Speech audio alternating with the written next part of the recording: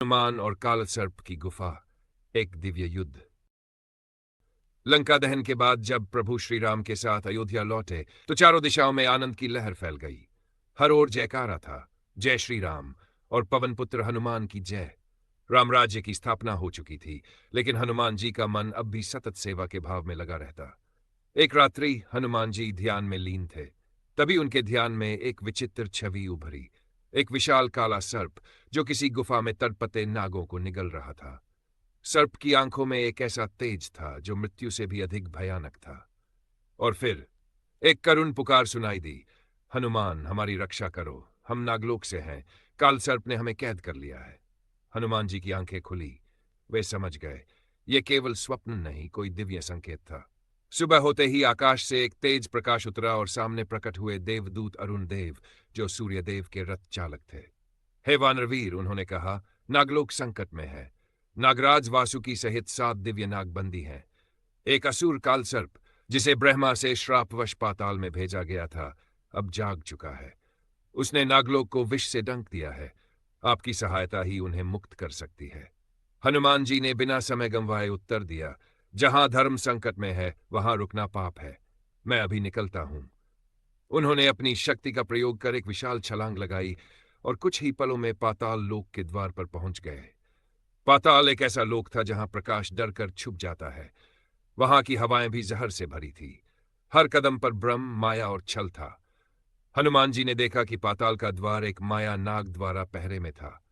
उस नाग ने पूछा, तू कौन और क्यों आया है? हनुमान जी ने उत्तर दिया, राम का दूत हूं, धर्म की रक्षा हेतु आया हूं। जैसे ही उन्होंने राम कहा, नाग चूर चूर हो गया। राम नाम तो मेरे जैसे असुरों की मृत्यु का मंत्र है। वह बुदबुदाता हुआ समाप्त हो गया।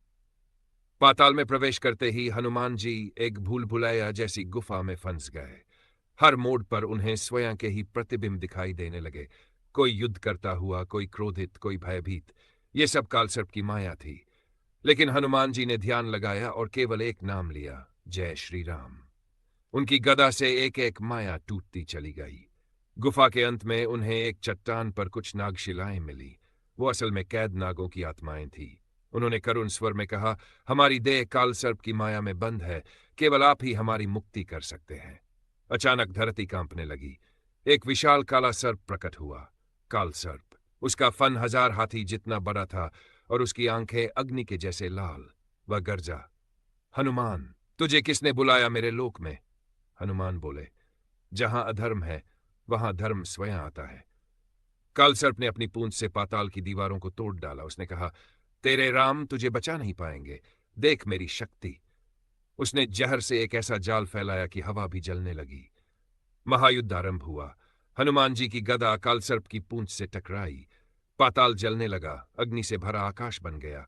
हर प्रहार में पाताल की दीवारें हिलती न, लेकिन हनुमान जी के मन में भक्ति का दीप और भी प्रज्वलित होता गया। जब कालसर्प ने उन्हें विष से ढकने की कोशिश की, हनुमान जी ने राम नाम का उच्चारण करते हुए अग्नि में प्रवेश कर लिया। और फिर जो दृश्य हुआ वो अद्भुत था।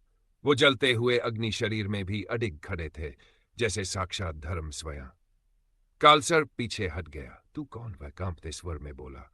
हनुमान बोले, मैं केवल राम का भक्त हूं, और जहां राम का नाम है वहां तू क्या, मृत्यु भी टिक नहीं सकती।